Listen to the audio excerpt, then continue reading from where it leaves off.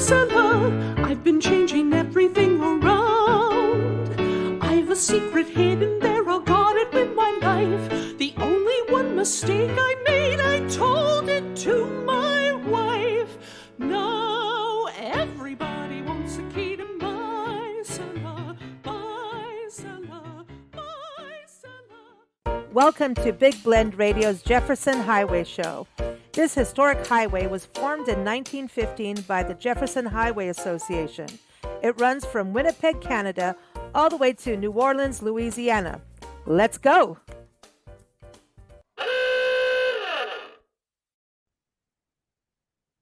Hey everybody, welcome. It is time to talk about the Jefferson Highway and the Jefferson Highway Conference that comes up in April in Alexandria, Louisiana. We're very excited. As always, we have Roger Bell, the president of the Jefferson Highway Association, joining us. And you can go to jeffersonhighway.org for everything we talk about today. Roger, how are you? I am great, Lisa. Ready for another fun and exciting show this evening. I'm excited too. And I'm excited because we have a special guest joining us, Cecilia Otto, and she is a classically trained singer, composer, historian, recording artist, international best-selling author, and she is known as her website, An American Songline. Go check out her website, anamerikansongline.com. Have I got that right, Cecilia? Welcome, yes, you got that right. Yeah, thank you. You've done this vintage music tour on the Lincoln Highway. So now I heard that you're getting snagged to start doing more than one highway. Is that right? That is correct. Yes, I'm super excited to be doing more. I mean, I love the Lincoln Highway, don't get me wrong, but there's a big country to see, and I'm looking forward to doing some driving along the Jefferson Highway. And it's going to be so much fun because I have only seen little tiny parts of the Jefferson so far. So but you actually live like right off the highway now. I do. Yes. I just recently moved and I'm about a mile away from the route. So that's the part I know really well. Well, that's cool. I don't know. I kind of feel like you need to open up a theater, but I think what's really cool about what you do is, number one, you're an incredible singer, and Nancy and I were trying to do your voice and we can't. The closest we can get is Hyacinth Bouquet from Keeping Up Appearances. If anybody watches British humor TV, yes. You know who I'm talking about? Seriously, but she can't do you either because she goes flat a lot. Yes.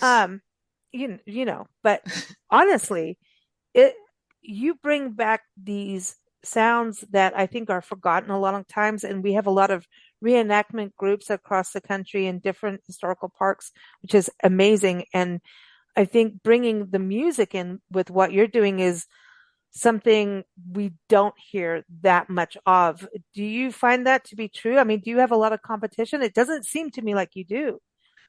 You've done your homework. I love it so much. Yeah. It was funny when I was starting this a little over almost 11 years ago, I kind of did the Google search to see, is there anybody else out there thinking about doing what I'm doing or anything like that? And no. And truth be told, An American Songline, I did trademark it. And interestingly, there was a person in Washington, D.C. who was reviewing the trademark, and she was an opera singer. So she knew exactly what I was trying to do and what I was trying to trademark. But you're right, this unique kind of collaboration of programming, it started with the Lincoln Highway, but then I did not realize how many people were kind of looking for a more interactive form of history. I think and road trips along these historic routes is an interactive form of history, and music's just another part of that layer. And what I think is interesting about it, I mean, all the historic buildings and everything else are important, but it's interesting, for example, because you mentioned the different programs and stuff before we started recording. With the World War I program, because I've done many different kind of historic programs from the late 19th and early 20th century, I would get people to sing Over There, George M. Cohan. Everybody knows that song. Also, prolific vaudeville kind of tour and performer, did stuff along the Lincoln and Jefferson Highway, and getting people to sing along to Over There. And I did it I got them to sing along. People weren't nervous or shy. And I had this woman come up to me after the debut of that program to coincide with the centennial 100 years ago, in 2017, 1917, from when we declared war.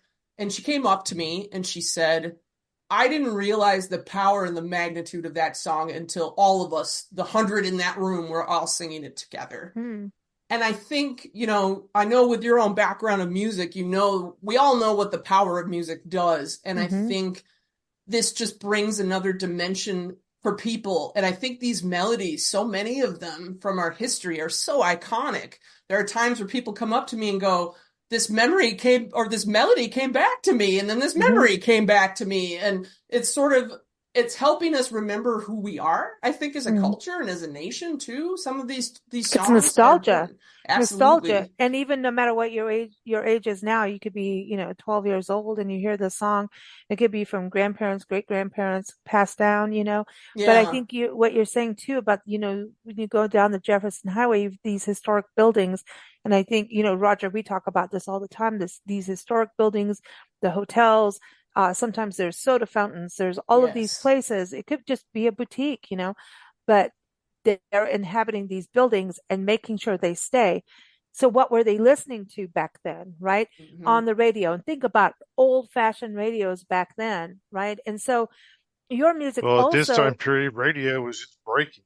It was just breaking. Some of this is even before radio. Yeah. Right. So I wanted to touch on that with you, Cecilia, because I want to talk a little bit about, we're getting almost into music, March being Women's History Month, right? So I also wanted to touch on this about women singing. We think about the Andrews sisters and, World War II and stuff, but you go way before that. And women singing and being on stage, wasn't that like a taboo thing at one point? No. And there's different types of performance that kind of occurs in the 19th and early 20th. And, vaudeville is kind of one. And the joke with vaudeville was pay your quarter. And if you don't like what you see, just wait 10 minutes and something else will come out instead that you'll like. But usually songs were a component of that. And it was, women would perform and do those kinds of things, whether it was silent film or acting. It's also an interesting thing on an aside to note that when we look at performers from that era, a lot of them, once they start getting into the talkies, because vaudeville starts to kind of go away and stage performance starts to morph and change during the 1920s, during the heyday of the Jefferson Highway, a lot of them still move and act like they're still in silent films. So because you have to have big gestures when you can't speak words. And so it's an interesting thing to watch performers from that era for that reason. And I studied a lot of those movements, knowing when I was trying to create these historic programs, I wanted to not only emulate a sound from 100 years ago, and most of them would have had the classical vocal training you would have heard, but it was also to how did they move and how did they feel and even how much makeup did they put on, because, mascara wasn't invented until 1915. There's these kinds of things that I was sort of thinking about when it came to performance, if that makes any sense. Yeah. So there's vaudeville, and then it's the burlesque. The burlesque was the naughty stuff, right? It was naughty. It was all about winding up to warming up to some kind of striptease. And of course, Broadway exists at that point in New York City. We have different layers around it. Vaudeville for a while was considered kind of actually tawdry. It wasn't considered a good form of entertainment. But then we have these kinds of people post-Civil War kind of appear on scene, and they're trying to kind of make vaudeville possible so young ladies can go to it and it can be a respectable thing, which is why it becomes a little bit more of a G-rated kind of thing. And we have different theaters kind of appearing, but they realize that in order to attract performers from that era, they need to have more theaters so that they're willing to travel between these different circuits. And so we start seeing these different circuits. And one of those theaters was not too far off the Jefferson Highway. It was an Orpheum Theater in Kansas City. It linked the East and the West. And so that's how they could sort of get these different performers to appear. And then even pre-Jefferson Highway, there was a lot of activity on different roads and railroads going up and down, north and south, paralleling what would have been the Jefferson Highway at that point too, because the idea is that these main stars, these performers would travel, and you'd have good musicians in every town at that point. You know, they had to perform for church, they had to perform for silent films, they had to perform for different things. And so it became pretty commonplace for those singers and main entertainers to kind of travel instead. And I sort of emulate that model as well. And I like it from a 21st century perspective because it keeps things in kind of a grassroots, kind of local. I like working with different performers and entertainers along the route. So the performance is literally not the same each time. Mm. Yeah, because When you look at the entertainment in this time period, I mean, today we're just bombarded with television and all facets of entertainment, and we can listen to any song today. It's fascinating to me the traveling and how when these folks came into town, it was a big deal. Mm-hmm. It was, yes. And they would fill these theaters up and dress their finest to see these great entertainers from across the country come and sing. And it was you couldn't go home, and a lot of, even in the early days, you couldn't even listen on radio. I mean, outside of maybe if you had a record, this is a very unique time period, in my opinion. Yeah, I wanted to touch on this because I think this is part of the importance of the Jefferson Highway is it's taking the past to the present, right? And as this revival is happening, and it's happening fast. I remember starting this, podcast with you and Arlene from Natchitoches, and Natchitoches, one of our sponsors, Natchitoches, Louisiana, the oldest city, and you've got to go through there when you go to Alexandria for the conference.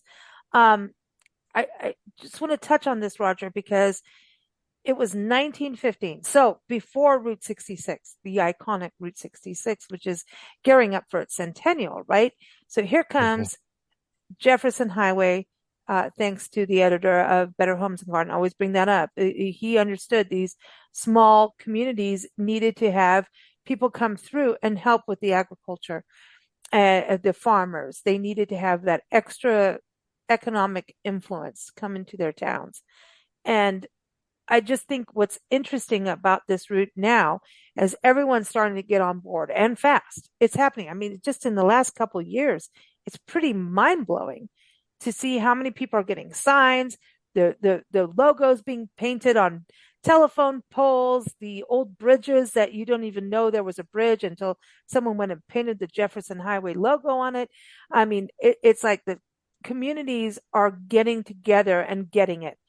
And so it's really happening. And I think the Jefferson Highway Association has done an amazing job doing this, but it's spreading now. And the fire, that little match got lit, and now the fire, that flame is happening, and it's good.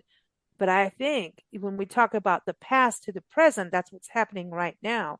You have this conference, you think about Cecilia going to this conference in Alexandria, right? Louisiana, Alexandria, Louisiana. The backdrop is Kisatchie National Forest, which was where the Louisiana maneuvers happened for World War II. And here you got Cecilia coming in. Hey, she knows about that era, can sing, do a presentation, and get us into that moment. Yet we're in the present day. Isn't that part of it, Roger, in a way? Like, we love road trips. All of us today, we thought about it in the 60s and 70s. We did it. And then road tripping culture is back. So don't you think we're kind of in this interesting blend of past and present, like right now? It's Americana. I look Yeah. at it. It's the things that make our country unique.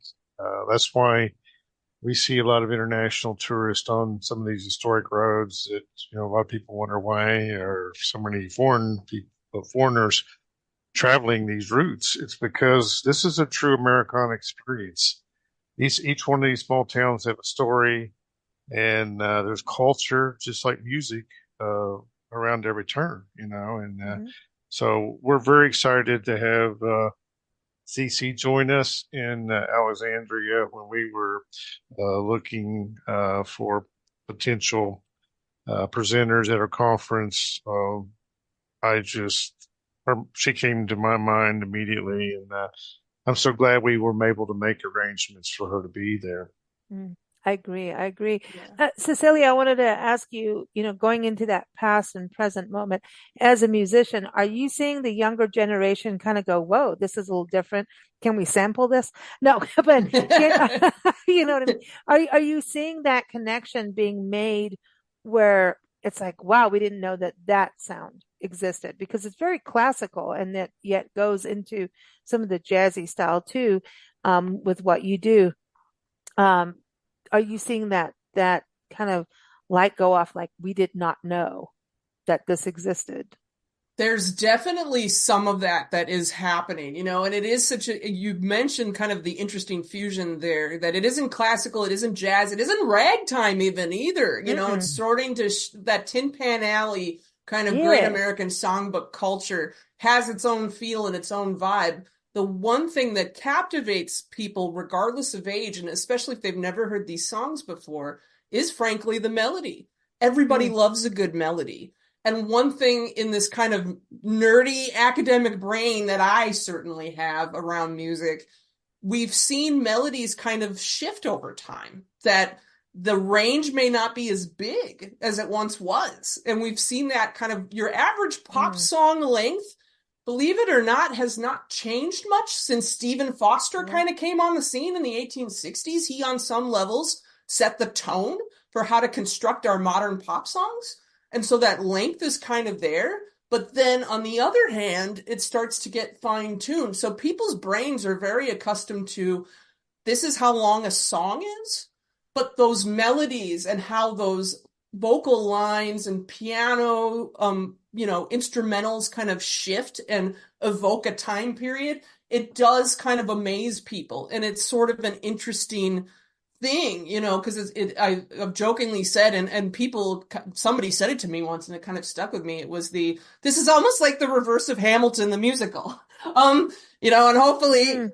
the idea being that with Hamilton, it's modern dialogue or it's older kind of style dialogue, but modern types of music. And what I do is the opposite, where I talk to you in modern times, but I sing in that free time travel that you sort of reference, right? Like you don't need a machine, you just literally hear a song and that nostalgia comes through and it brings people into those kinds of places. And so I do see that more and more as time goes on, especially depending on the theme. It's sort of interesting. Each program has its own kind of feel and own kind of audience in a way, if that makes sense. So women's suffrage concerts look a little bit different than World War One than Prohibition. Oh, Prohibition. Yeah. Prohibition was so rude.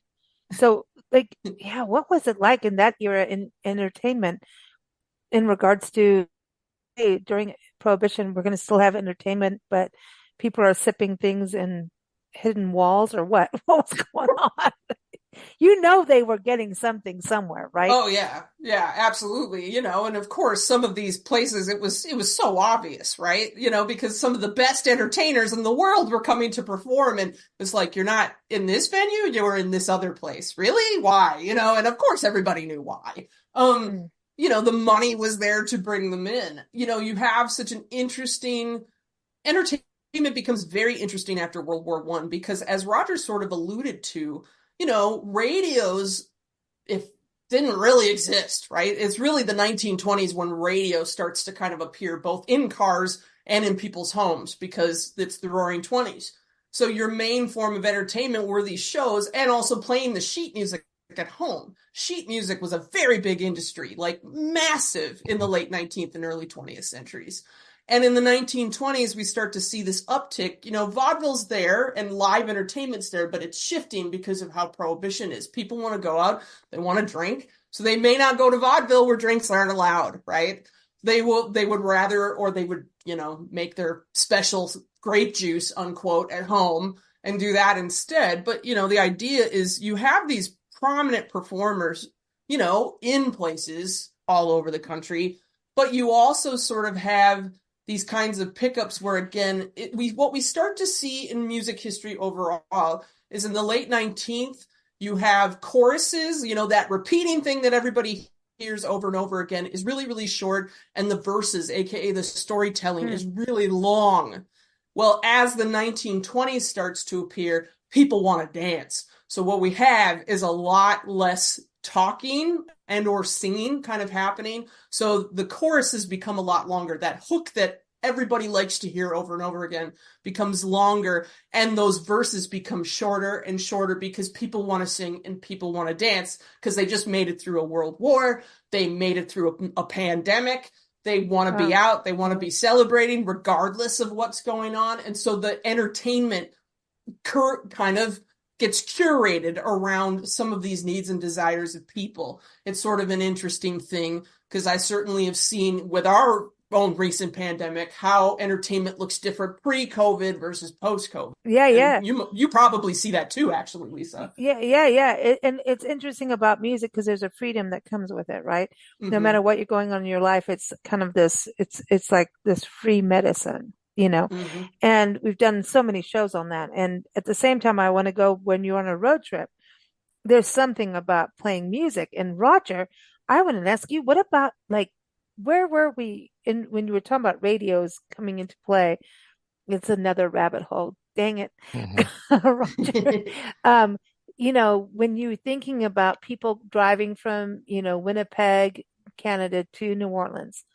Now, I mean, you've got to think this was epic at the time. And, it was just, there's people that sit there and even go, hey, I'm not leaving my state, and I'm like, what?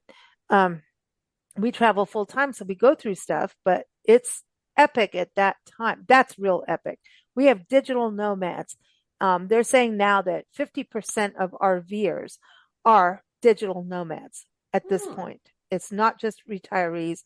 It is not what you think anymore. It is digital nomads. The landscape is changing, and people will travel according to route. In fact, we've been doing shows on, obviously the Jefferson Highway for a couple years, but if you don't know what to do on a road trip, don't just take an interstate. Follow a historic route, and Jefferson Highway is one of them. But back in the day, think about this, 1915, people getting in a car. I mean, you've got to think back to that. Do you think they played music? Were they able to do that, Roger, at this time? Like, where were we in history, do you think? Because to me, Well, today we those get in a cars, car. we need music. We need I was gonna music. say we get in a car today. What the first thing we do pretty much is turn on, maybe it's not music, but we turn on something to listen to, and a lot of our listening is there. Even when radio first came in, there was no car radio.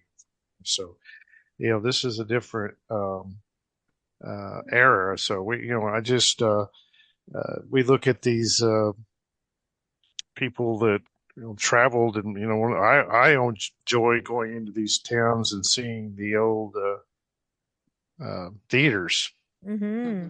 Yeah. And I remember being in one in Pittsburgh, Kansas, that we got a tour of during our conference a couple of years ago, and it dates all the way back to the time period when before movie theater. It was when all these entertainers would have came through there, and it's just so much. You can just sit in that theater and just imagine what it was like back in that time period. You can see the ornate level that was done in these theaters is amazing. One of the questions is, I think is also is CC the stories of these songs. Obviously the words mean something, but they usually were from a place in time, or they have a story that is somewhat unique, a lot of times unique to the era. Yeah. It's interesting, when I do these performances, typically on the whole, there's a few where I'll say this song needs no introduction, or I want you to guess the title of the song, because typically with songs of the era, the titles were much longer than, what is written. And so it's always funny. That's one of the songs on my suffrage program, actually, that people just love because they never get it right. And then I say the whole thing, but I'm not going to say it in case I end up performing it in Louisiana because I want people to hear it. But like one song, for example, and this is in the Prohibition program, there's little bits of slang that sort of appear. And one interesting one is you see in a lot of the Prohibition program, and this is not, again, you'll see the word smile that sort of appears. And it's a Mm-hmm. late That's Victorian true. slang for smile, meaning a little bit tipsy. So it's not the actual smile itself. It's the Oh, are you longing to have a buzz? You know what I mean? cool. And there's those little moments in the song that I love sharing with the audience before I actually do it. Right. Yeah. There's another fun song where they say you'll say they're bugs when they look at the clothes they wear. Bugs is a slang form for like not right in the head or like crazy. And that's Oh. where that wascally wabbit got his name. And that's a slang from the 20s, actually. Yeah. Oh, wow. So Mhm. when you're performing this, you're getting right to that history of the songs being that place and time with what Roger was saying. What is it like for you going into historic places and performing? And isn't it also part of getting people to understand to preserve historic theaters like what Roger's talking about? I mean, they get torn down in places. And when on the Jefferson Highway, from what we've seen and experienced in some other places too, I see small communities really try to keep it no matter what they can do, even if it's, closed up a little bit for some time, they will try to keep that as part of their community. Like it's like a community center in a way, right? The Mhm. theater. But for you to perform in those places, do you get kind of like, woo, I'm stepping into history and singing their songs? Like, do you feel that vibe of that? I do 100%. And you tapped into something just there in the sense of these kind of restored historic places are not, they are important and they need to be preserved for all of the reasons that we all know. But it also is, I think people forget about the community aspect of it. And it's really true. They do become a form of a community center, and I see that in these little towns. And there's other things too, as much as architecture changes and from kind of a music standpoint, those acoustics then change too, and any kind of preservation one can do for these kind of older late 19th early 20th century buildings to preserve that, all the more reason not only to kind of imagine what it's like to be in a show there, but for me as a historic performer, it helps me actually perform the way these songs were intended to be heard and performed as well. There's a big kind of component to that, and that's all the more reason on an aside too that I wear historic attire, period attire when I perform, because I could get up there in normal clothes and do that, but it wouldn't feel right. You're trying to transport and create an experience. And I think the music's important, but the overall experience is just as important. And I feel it in those older ones. There's those great old opera houses where, and I Oh don't yeah. know, Roger, if any of these places are on the Jefferson. Of the places I haven't been, I haven't seen this, but I'm curious if there's a lot of those older kind of where they have a business on the first level and then you walk Hmm. up the stairs and the stage is on the second floor, and the audience is usually on a flat kind of plane. They're Mhm. not tiered like they are in a movie theater, and so Hmm. the stage is actually raked, it's tilted, so as a performer you're standing Oh, on a tilted stage, oh, which is where great. upstage and downstage, those terms come from. So as you can imagine, Lisa, trying to do that in heels is always entertaining when you're sort of standing Yeah, there well, trying I'm to glad you're doing the heels not and fall not me. over. And Right, don't right, drink wine exactly. before the performance, right? Right, exactly. Yeah.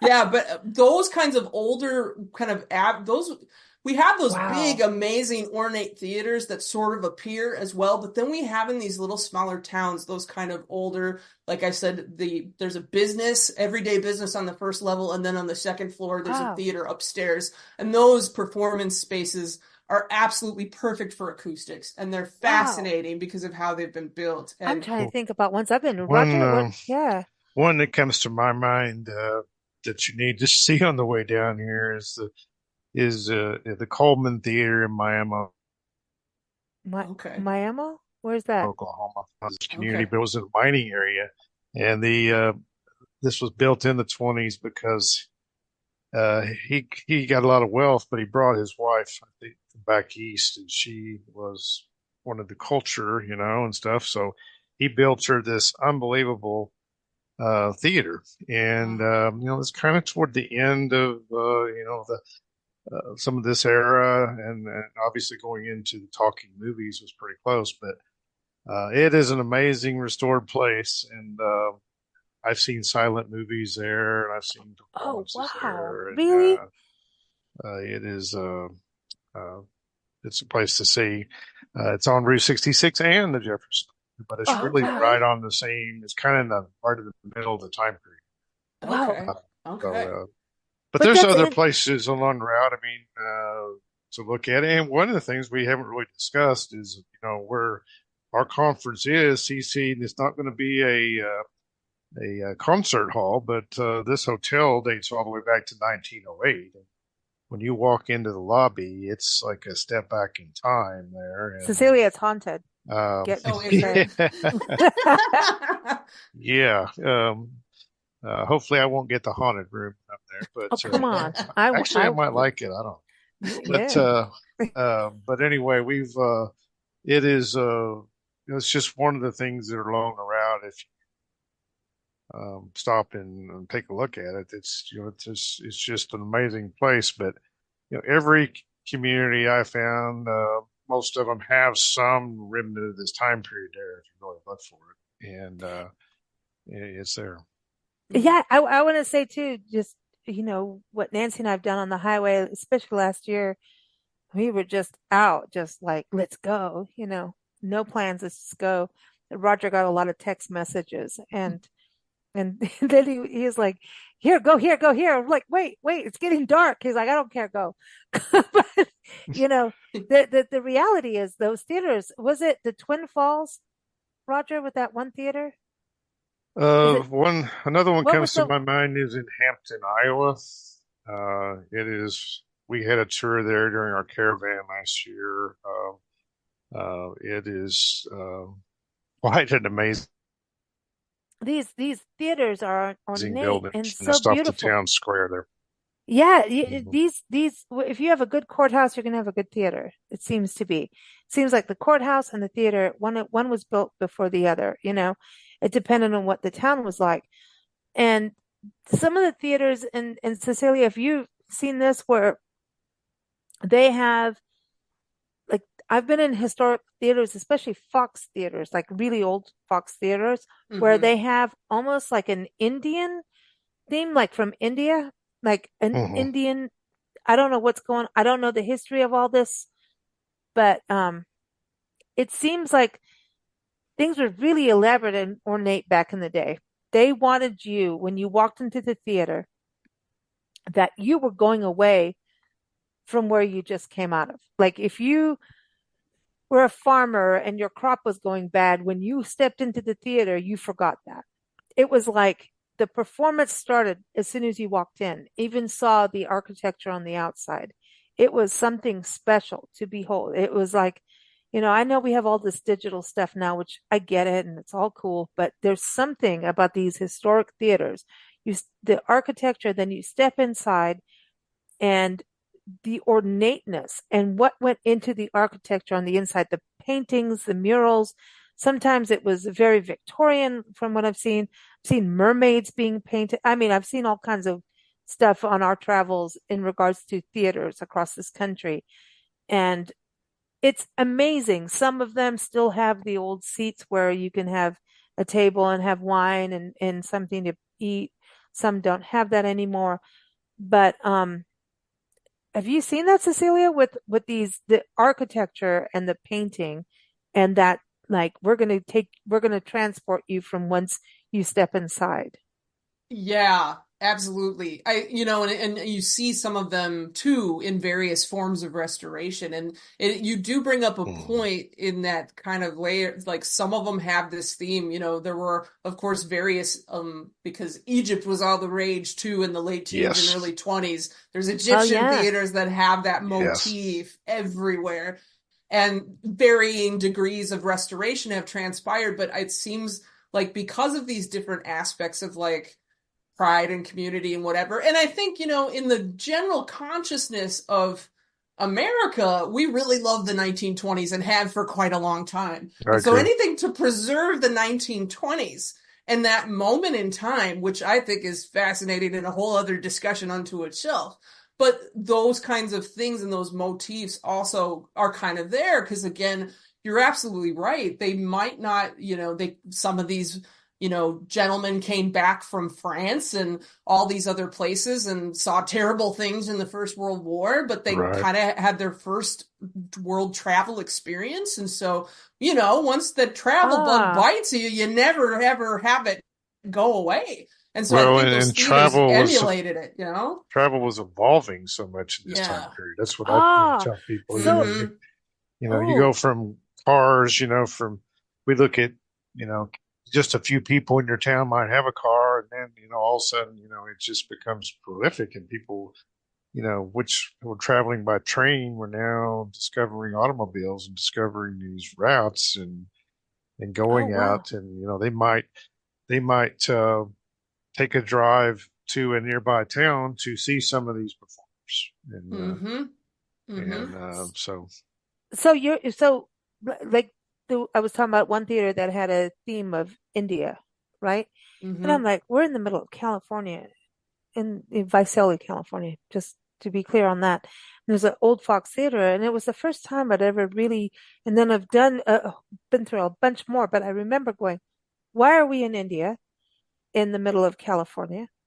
And I never got it. And I still, until you just said, oh yeah, you know, and actually that was a hotbed in regards to World War II history. And a lot of the farmers were actually watchtowers at that time because that was where the nuclear war stuff was happening too. And all the Japanese, the Pacific theater of World War II, and the Japanese internment camps were on the east side. And anyway, a mess. But I never thought about, like, oh yeah, these people may have been overseas and now come back and brought that with them. Is that what you think the theaters would be themed that way? Is from people traveling out and then coming back with it? I mean, I just don't understand why that theater was India, but it was cool. I mean, they had And elephants, they had all kinds of stuff in wow. there.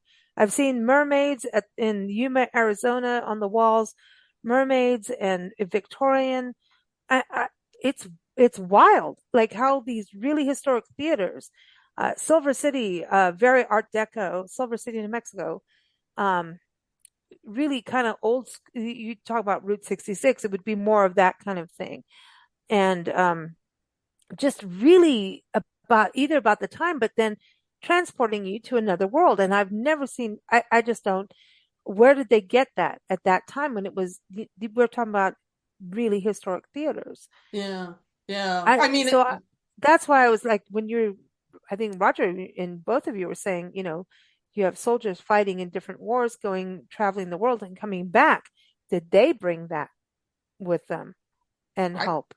I Huh. think that's a part of it. Yeah. I also think you are right, Lisa, in the sense of escapism too, of just like, yeah, you've been toiling in a field all day and you want to go be in a place that's different than what you know. I think those things evoke things. But I know that there was kind of, especially in the late 19th, some of this is European kind of history and some of this Yeah. is American history, but anything that was kind of labeled exotic, also people wanted, they Oh, kind of want, Morocco being a big deal yeah, also then too, right? Egypt, like you yeah, were saying, the Egyptian theaters. mm-hmm, Okay, so I Roger think there Rabbit was Hole, this. I think there was just kind of saying. a sense of pride in these theaters. A lot of times, the owners, sometimes they were like the wealthier leader of the town, and they wanted to make a statement, mm-hmm, so Hmm. that mm-hmm, and I think there was also sometimes a competitive deal to it. I want out. I want to make the best theater around. The Bentley Hotel where our conference is. It's really an example of that. The guy that built it, the story is he came out of the fields. Even though he's a wealthy man, he wanted to go out and see his timber land and some of the things out there. And he came in. He was pretty rough, and they wouldn't let him into the hotel. So he just decided he was going to build his other one. So he wasn't going to just build any hotel. He was going to build the grandest of grand. And I think there was some of that going on. Hmm. Yeah. Yeah, true. Yeah. Because remember when maybe you know this more than I do, but again, when did the income tax kick into place? Because a Oh, lot of these wealthy people Hmm. didn't have to Hmm. pay income tax Right. until a certain point, so they could use it in different ways to build theaters, for Right. example. Yeah. oh, that's an interesting perspective. Okay, so now let's think about this. So we have all these theaters coming up, but now let's talk about radio, right? Because at some point, I was talking about this with a musician friend the other day on a show. And at one point, I could have sworn like there were recording studios with a radio station attached at some places. And radio stations were always kind of because remember, think about radio stations back in the day used to do radio drama too. That Hmm. was where radio plays would happen. Oh, come on, Cecilia. Have you done that? You've got to have done radio plays, right? I Or haven't done them yet, but I'd really yet, like to. yet, big Yes. word, yet, Yet, important word, exactly. Yes. important. But back in the day, the radio was such an important part of communication before TV, radio plays, music, all of it. So when did radio come about for your era of music that you portray and do? Um, that would, I mean, where were they doing it? It was, I think radio stations did actually not always have just a station, right? Weren't they always something connected, sometimes to a theater at some point? I don't know. I think that's entirely possible, given that it would be probably easier if these performers were traveling on these kinds of touring circuits. It's going to be a lot easier to pull them into a little room and record them like right off the dressing room or the green room than it is to, have them Mm. drive them across town to record things. One interesting tidbit, and people need to remember this too when thinking of the performances of those eras. The electric microphone wasn't invented until 1925. I mean, there were earlier versions, but they weren't good. They didn't sound good, but your first not horrible electric microphone comes on the scene in 1925. And I think that made radio a little bit more palatable because you could actually record, you could be on the air and sound semi-decent. It's something that I always kind of harken back because when people hear me sing, they go, "You don't sound like those people on those old records from the 1900s, or what, the early Thank you, 1900s." Thomas Edison. Right, Yeah. exactly. And it's like, well, those old acoustic microphones, you had to sing into a big horn. You didn't sing in, or you would sing into a corner Mhm. of the wall. The Mm. sound would bounce and go over your head and then hit the needle behind you that was recording that master, that wax master. Mm. Wow. Yeah. And so Good when point.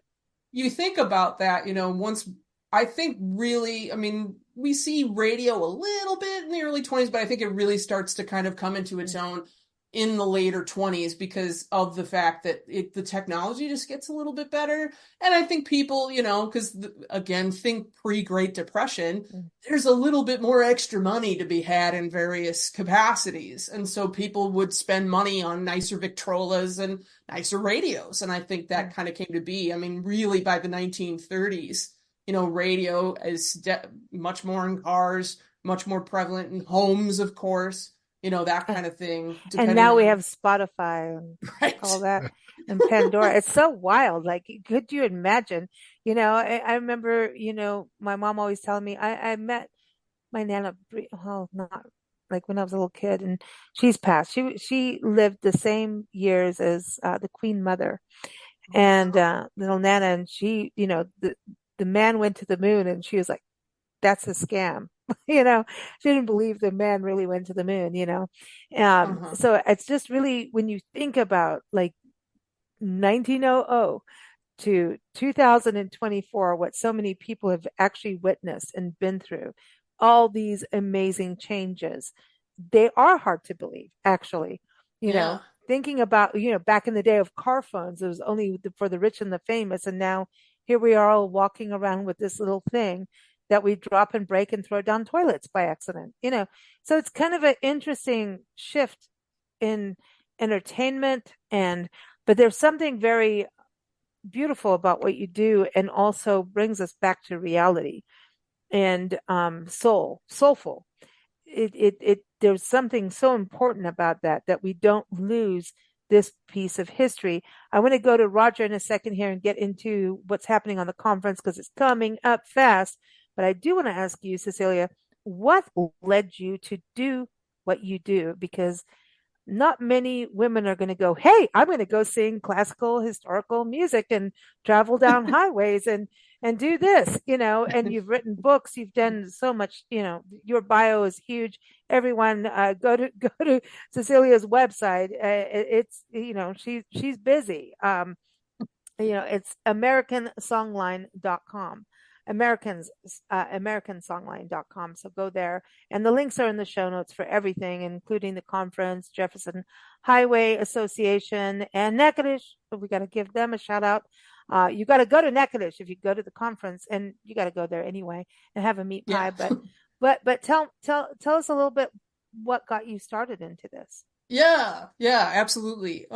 I had all of this fancy training and other things you had read in bios, and I was getting work, but not, it wasn't what I was kind of at a crossroads, pun not trying to intend, but here we are, everybody. But, with the roads and everything in the Jefferson Highway. But, it's one of these things where I said, what do I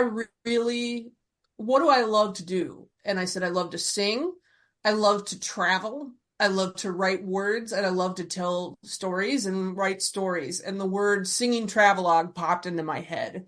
And I thought, that's great, brain. What does that mean? And I didn't really know what that meant right away. And I started to think about how I could do a singing travelogue. And I didn't want to do those interstates because, as we all know, they're kind of soulless and boring. And who wants to see a girl sing by, a Next flying to a J? McDonald's sign? Right, exactly. Like, She's who wants singing that? for a supper outside the bouncy park. Yeah, sorry. Yeah, right by the ball crawl, exactly. But it's just No offense, McDonald's. No, But anyway. none taken. It's Shamrock Shake season and other things. So yeah, it's coming up. But it's this thing where I looked at the amazing national highway system and saw roads like the Lincoln and Jefferson Highway, and saw that these roads had this major history underneath it. And I said, that's a good story that I can tell. And I wanted to find a road. I didn't want to do Route 66 because it had already been done.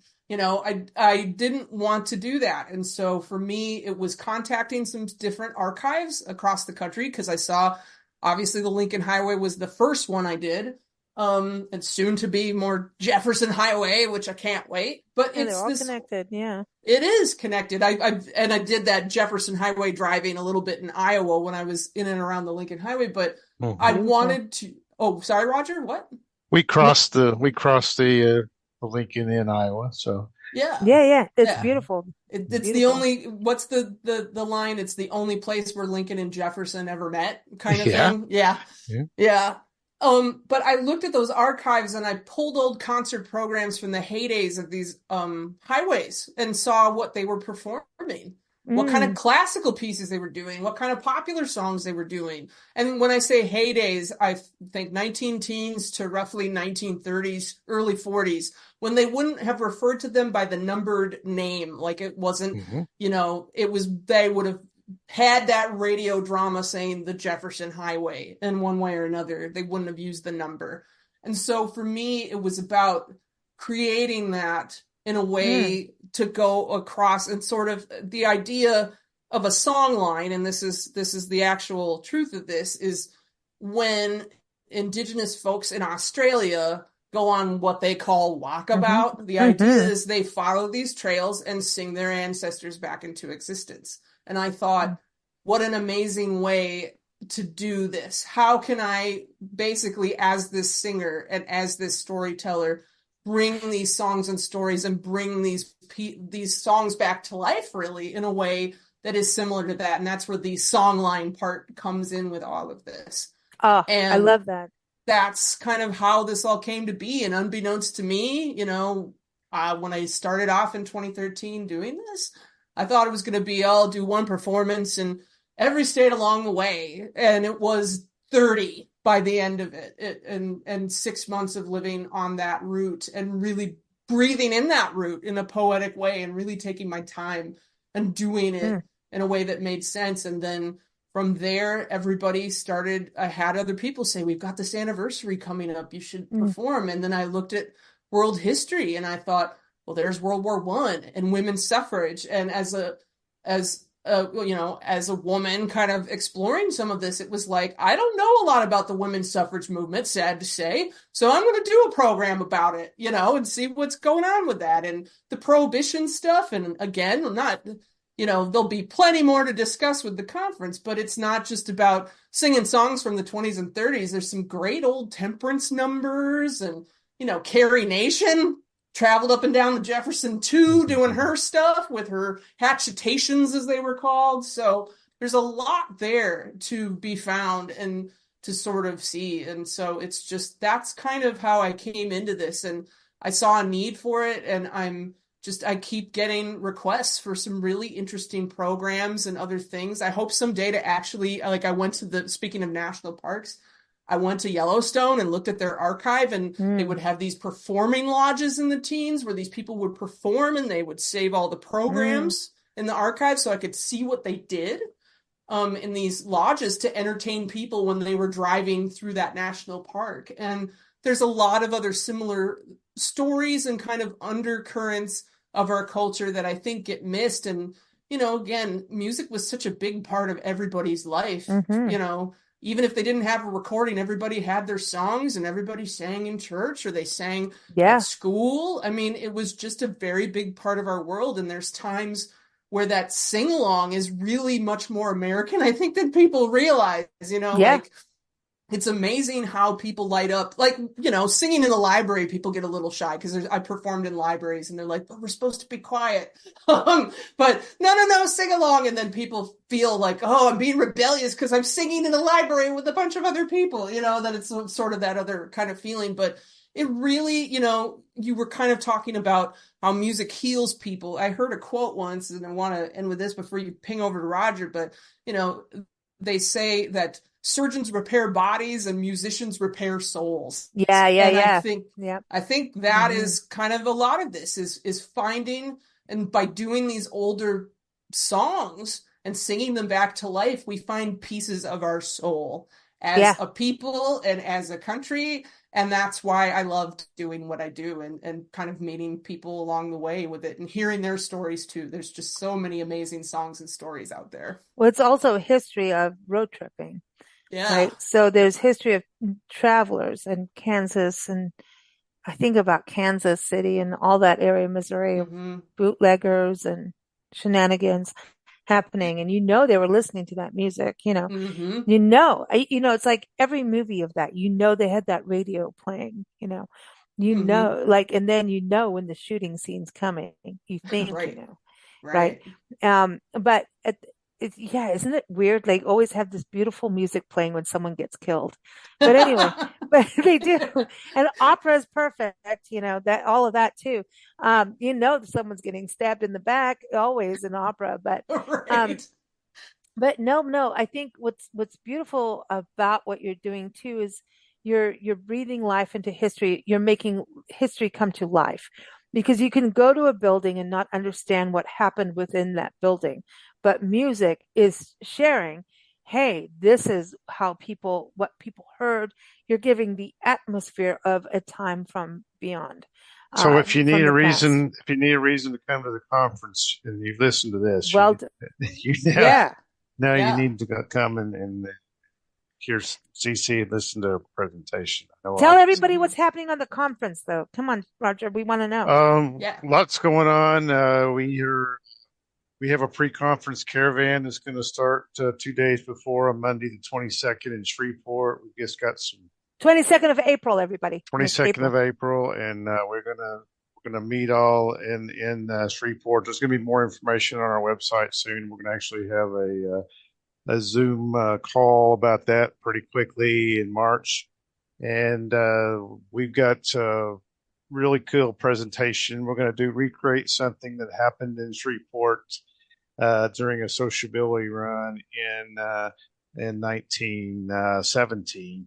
Whoa. And we've got that's going to be fun. a surprise, I think, for folks to show up. And then we're going to drive away on to the conference through Natchitoches. We're going to stay overnight in Natchitoches. We're looking forward to Natchitoches. this. Arlene's going to throw us a big welcoming there. So we're You welcome know. wherever. And then we're going to go on to Alexandria for a conference. And our first day is our bus tour, and that's always one of the bus look forward things. We're going to go into the parish south of Alexandria of Voiles Parish, and we'll be looking at several communities there, but we'll be in the great community of Monkey, which is named after a monkey, if you remember right, Lisa. Yeah, I do. And we're going to be then coming back for our banquet on Thursday night, and then Friday is our presentation day, and Cece's, we're so glad to be a part of that. We also have Stephanie Stuckey from Yay. Stuckey's. It's going to be there, flying in from Georgia. And then we have who is supposed to be an awesome speaker, Jay Dardan from the former Lieutenant Governor of the state of Louisiana. And then we have he's amazing. He did that whole documentary on Louisiana. Mm-hmm. He's amazing. Arlene got us stuck on what he has done, and he's amazing. Nice. Yeah.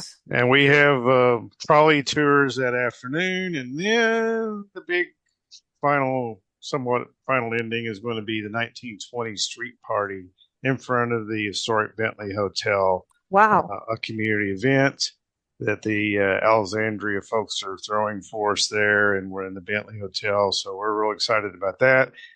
And then we have Saturday, we're going to have some dedications of some signage around the area and a few community events, but a lot of things, and we've already got a lot of people signing up for the conference, a lot of new folks from different locations, so we're excited about it. You can register today online. Just go to jeffersonhighway.org. And any questions you have, just send them to info@jeffersonhighway.org, and we'll get right back to you. Everyone, this is going to be huge. So like Roger's saying, jeffersonhighway.org. We're going to give a shout out to Natchitoches, Louisiana. Go to natchitoches.com. That's natchitoches.com. I think I got that right. It is so good to have you on the show, Cecilia. Everyone, AmericanSongline.com is the website. All the links that we're talking about and information with regards to the conference are in the show notes. It'll be easy. 3 links. Just click on over. The Sociability Caravan. Are you going to the American Rose Garden? Yes, we are. See, I just did a podcast thing on the Rose Garden from when we were there. Yes, we are. 12 years ago. We have a special private tour there. So.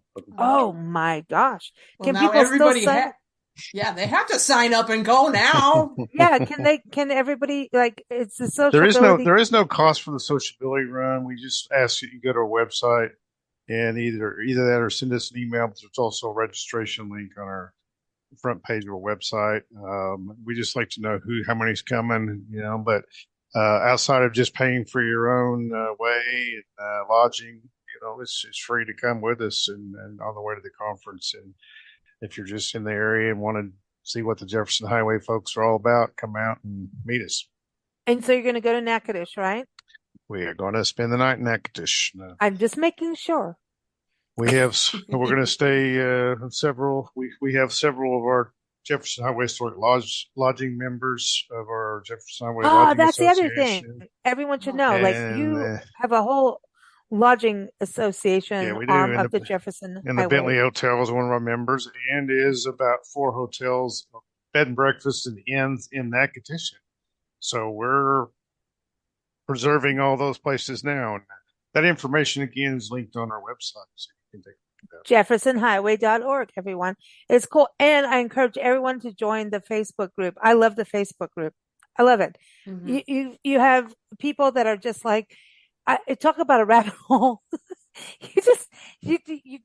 People get into it. And it's like, if you think about it, it's like, this is a highway from Winnipeg to New Orleans. And you're talking about the history and then also what's happening now. And I thought about Reba McEntire singing the national anthem the other day. And I thought, Doesn't Reba McEntire have a connection to the Jefferson Highway?